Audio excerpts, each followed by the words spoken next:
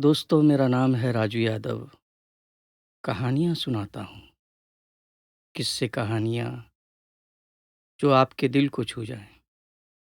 आज की कहानी है ख्वाबों का सफ़र। पिता देवनारायण मिश्र ने ये कहते हुए मुझे घर से निकाल दिया कि नाकारा और निठल्लों के लिए इस घर में कोई जगह नहीं है। हम भी कहाँ हार मानने वाले थे। हमने भी अपने ख्वाबों को पंख देने की ठान ली और मथुरा से मुंबई आ पहुँचे। मथुरा से मुंबई की यात्रा तो सरल थी, पर मुंबई में अपने ख्वाबों को पंख देना इतना आसान नहीं था। यहाँ कदम-कदम पर मुश्किलों से भरा सफ़र था। मथुरा में अपने ख्वाबों के पंख फहराना पतंग उड़ाने जैसा आसान लग रहा था। पर अब लगता है मिश्रा जी ठीक ही कहते थे। बाप के राज में जितनी अय्याशी करनी है कर लो, खुद कमाओगे तो आटे दाल का भाव पता चलेगा। मुंबई ने मुझे मेहनत करना सिखा दिया है। काश मैं मिश्रा जी को ये दिखा पाता कि अब मैं नाकारा निठल्ला नहीं हूँ। घंटों कहानियों के पन्ने पलटता रहता हूँ। एक-एक लाइन को कई-कई बार पढ़ता हूँ, ये समझने और जानने के लिए कि आखिर ये किरदार क्या कहना चाहता है। पापा अक्सर मेरे खेल-कूद पर सवाल उठाते रहते थे कि मैं कभी किताबें खोल कर नहीं देखता। मैंने उनकी ये शिकायत दूर कर दी है। मेरे डायरेक्टर साहब कुरेद-कुरेद कर मुझसे सवाल करते हैं कि कौन से सीन में कौन-सा किरदार क्या कह रहा है। अगर उन्हें अपने सवाल का सही उत्तर नहीं मिला, फिर वो बाल की खाल निकाल कर अगला-पिछला सब निकाल कर खूब डाँटते हैं।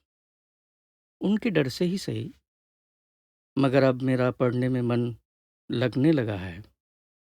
फिर शूटिंग पर जाने से पहले का काम थका देने वाला होता है, पर डायरेक्टर और बाकी सबके लिए आसान हो जाता है। इसलिए डायरेक्टर के असिस्टेंट को स्क्रिप्ट के एक-एक सीन को कई-कई बार बड़े ध्यान से पढ़ना पड़ता है कि उस सीन की रिक्वायरमेंट क्या है। और कई बार इसी मशक्कत में शरीर और दिमाग इतना थक जाता है कि बैठे-बैठे कब शरीर गहरी नींद में डूब जाता है, पता ही नहीं चलता।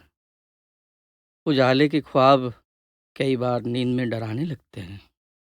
कई बार अकेले बैठकर जब उन ख्वाबों के बारे में सोचता हूँ तो डर लगता है। जैसे मैं किसी कैद खाने में तन्हा, अकेला यहाँ से वहाँ भाग रहा हूँ और बाहर निकलने का रास्ता ढूँढ रहा हूँ। मेरी परछाई के साए मुझे डराने लगते हैं। भीड़-भाड़ में भी तन्हाई का आलम बना रहता है। आखिरी बार जब मिश्रा जी ने हमारा सामान घर के दरवाजे से बाहर फेंका, तब हमने भी तैस में आकर कह दिया था कि मुंबई जा रहे हैं, कुछ बनकर लौटेंगे। अब हमको लगता है जैसे हमें ही नहीं पता कि हमको क्या करना है। यहाँ सब हमें पांडे कहकर बुलाते हैं। यहाँ हमने किसी को नहीं बताया कि हमारा असली नाम राधेश्याम मिश्रा है। आज मन मिश्रा जी से बार-बार कुछ कहना चाहता है। आसमान में जब उड़ते हुए पंछियों को देखता हूँ, तो अपनी ही लिखी कुछ पंक्तियाँ याद आती हैं कि मैं तन्हा ही सही मुसाफिर हूँ मंजिल का, चलना और ख्वाब बुनना मेरी आदत है। तुम ठहर जाते हो शाम ढलने पर, मुझको मालूम नहीं कि मेरा ठिकाना कहाँ है। दोस्तों, ख्वाबों का सफ़र, मेरी मंजिल, मेरी दास्ताँ, आज के लिए इतना ही। ख्वाबों का सफ़र जारी है, कहानियाँ वो जो आपके दिल को छू लें। धन्यवाद।